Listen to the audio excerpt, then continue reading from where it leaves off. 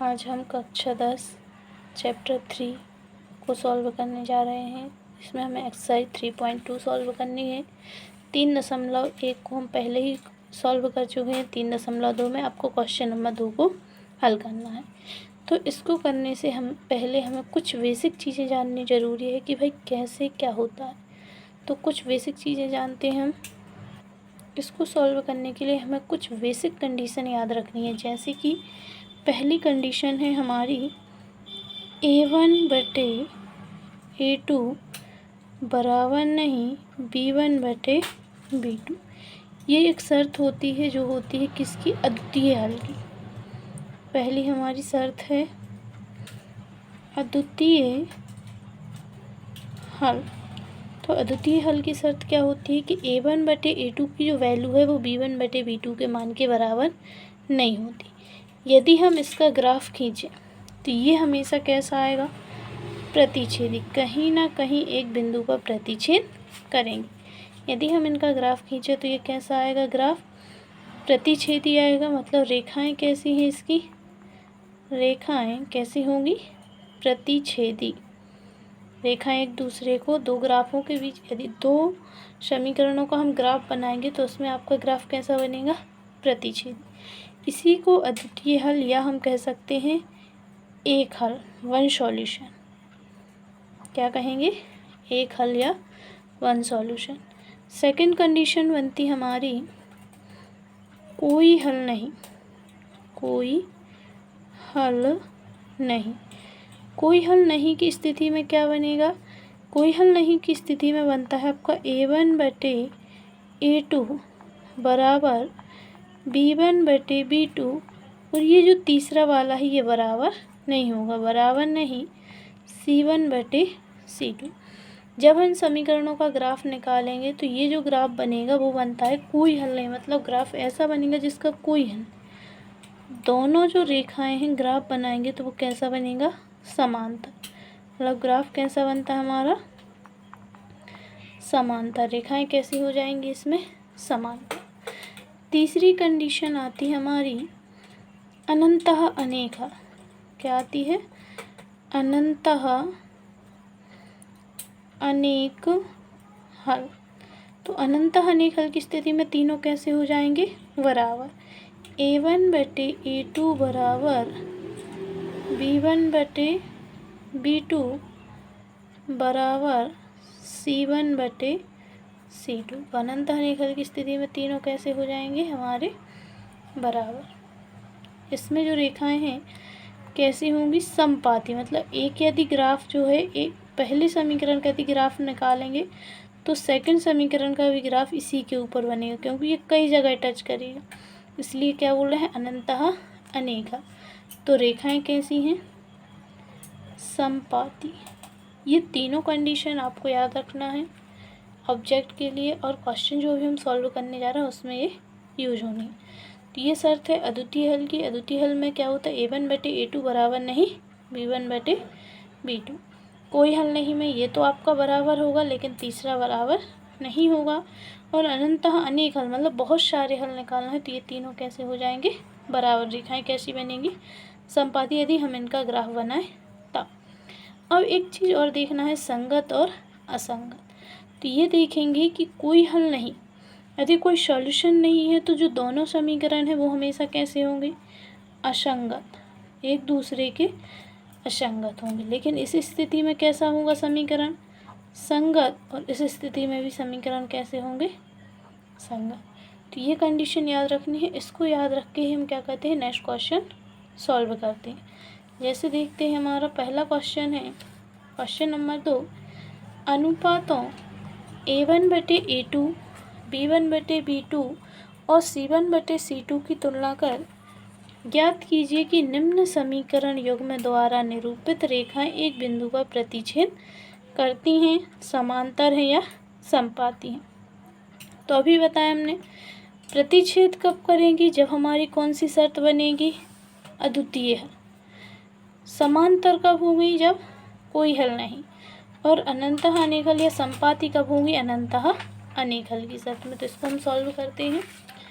सबसे पहले जो समीकरण दिया है इनको क्या दे देंगे हम, नाम। हल। क्या लिखा हुआ है? 5x minus 4y plus 8 is equal to 0 समीकरण नंबर 1। दूसरे को दूसरा नाम दे देंगे 7x प्लस 6y माइनस 9 बराबर 0 समीकरण नंबर 2। समीकरण 1 और 2 की तुलना किससे करेंगे? व्यापक समीकरण से। तो हम कह सकते हैं समीकरणों की तुलना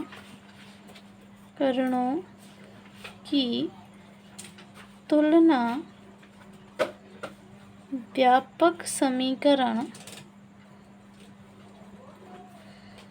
ए, पहले के लिए हम क्या लगा देंगे? ax plus b y plus c is equal to 0। तो पहले के लिए क्या लगा देना है? 1। तथा दूसरे के लिए क्या हो जाएगा? a2x plus b2y plus c2 is equal 0 से करने पर जब हम इसकी तुलना करेंगे तो इस समीकरण की तुलना इससे करेंगे तो a1 के स्थान पे कितना लिखा हुआ है? 5। तो हम कह सकते हैं a1 बराबर कितना है? 5। b1 की इससे करोगे कितना आ रहा है? -4। तो b1 कितना आ गया? -4। और c1 कितना आ जाएगा हमारा? 8।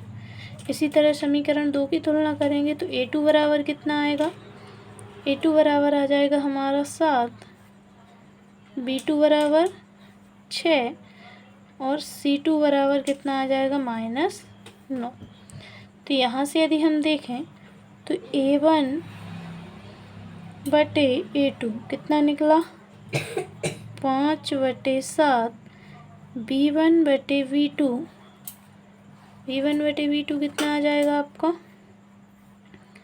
-4/6। यदि इसको डिवाइड करोगे तो 2 दूनी 4, 2 3 6।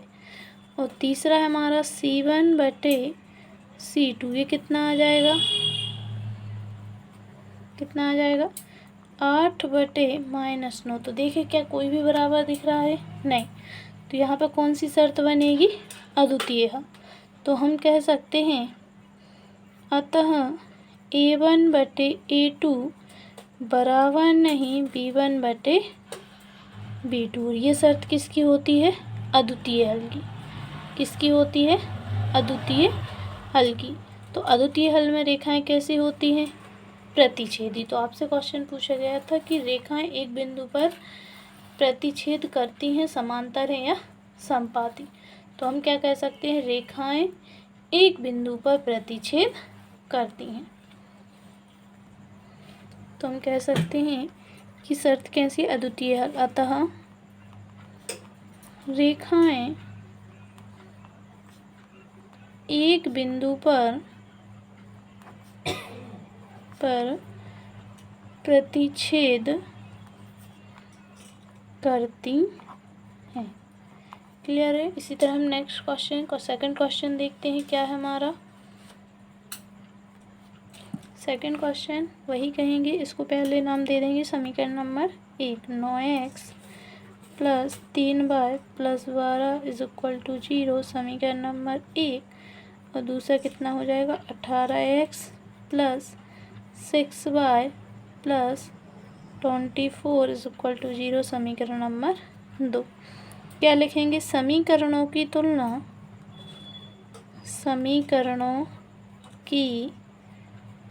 तुलना व्यापक समीकरण क्या आता है? a1x plus b1y plus c1 is equal to 0 तथा सेकंड समीकरण के लिए क्या लगा देंगे? 2। a2x plus b2y plus c2 बराबर 0 से करने पर जब हम इनकी तुलना करेंगे तो यहाँ से देखते हैं a1 बटे a2 कितना a1 बराबर डायरेक्ट ही निकाल लेते। a1 बटे a2 कितना आ जाएगा? a1 की वैल्यू कितनी है? 9 और a2 की कितनी हो जाएगी? 18। तो ये हमारा 9 बटे 18। यदि इसको आप काटेंगे तो कितना हो जाएगा? 9 एकम 9 9 दूनी 18।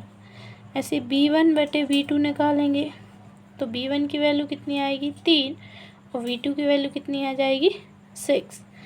तो ये हो जाएगा हमारा 3/6। इसको भी डिवाइड करोगे 3 एकम 3, 3 दूनी 6। तीसरा होता है C1/C2। तो C1/C2 की वैल्यू देखते हैं कितनी आएगी 12/24। तो ये हो जाएगा हमारा 12/24। इसको भी डिवाइड करोगे तो 1/2। आप देख सकते हैं तीनों वैल्यू कितनी है वही 1/2, 1/2 और 1/2। तो हम कह सकते हैं चूँकि A1/A2 बराबर B1/B2 बराबर C1/C2। तीनों बराबर है और तीनों बराबर शर्त किसकी होती है अनंतः अनेक। तो समीकरण के कह सकते हैं समीकरणों के अनंतः अनेक हल होंगे और अनेक हल होंगे तो आपका रेखाएं कैसी होती हैं समपाती होंगे। अतः रेखाएं परस्पर समपाती मतलब एक के ऊपर एक समपाती होंगी। ये हुआ आपका सेकंड क्वेश्चन। ठीक है, इसी तरह हम नेक्स्ट क्वेश्चन करते हैं। थर्ड क्वेश्चन है हमारा 6x - 3y + 10 = 0 और 2x - y + 9। क्या करोगे समीकरण 1 और समीकरण 2। 6x - 3y +10 = 0 समीकरण नंबर 1 और दूसरा 2x - y + 9 = 0 समीकरण नंबर 2। अब क्या करना है समीकरण की तुलना किससे करना है व्यापक समीकरण से। तो कहेंगे समीकरणों की तुलना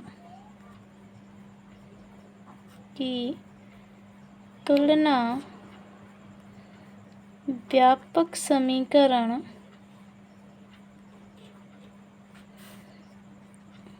A1x + B1y + C1 = 0 तथा A2x + B2y + C2 = 0 से करने पर। तो देखते हैं A1/A2 कितना निकल आएगा A1/A2 A1 का मान 6 और A2 का 2।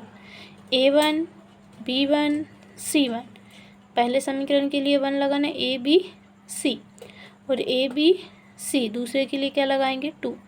तो A1/A2 कितना आ जाएगा 6/2। इसको डिवाइड करेंगे तो 2 एकम 2, 2 3 6, 3/1। ऐसे हम किसको निकालेंगे B1/B2।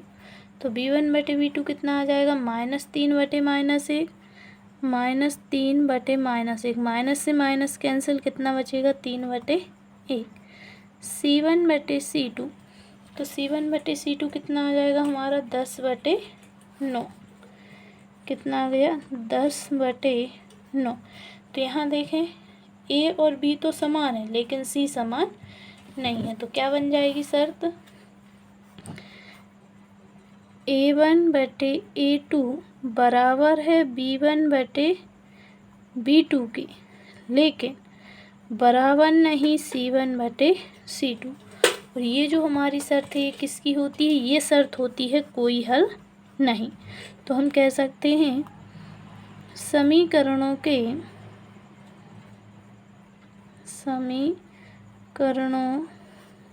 का कोई हल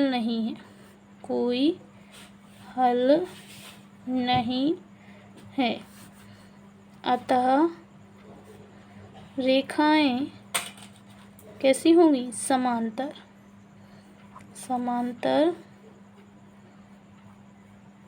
होंगी। ठीक है, तो ये हुए हमारे क्वेश्चन। इसमें आपको बस 3 कंडीशन ही याद रखनी है। उन्हीं कंडीशन के आधार पर या उन्हीं शर्तों के आधार पर हम समीकरणों को सॉल्व कर सकते हैं। नेक्स्ट वीडियो में हम क्वेश्चन नंबर 3 के कुछ क्वेश्चन सॉल्व करेंगे जो कि आपके इसी पर आधारित हैं। उसको हम अगली वीडियो में हल करते हैं। धन्यवाद।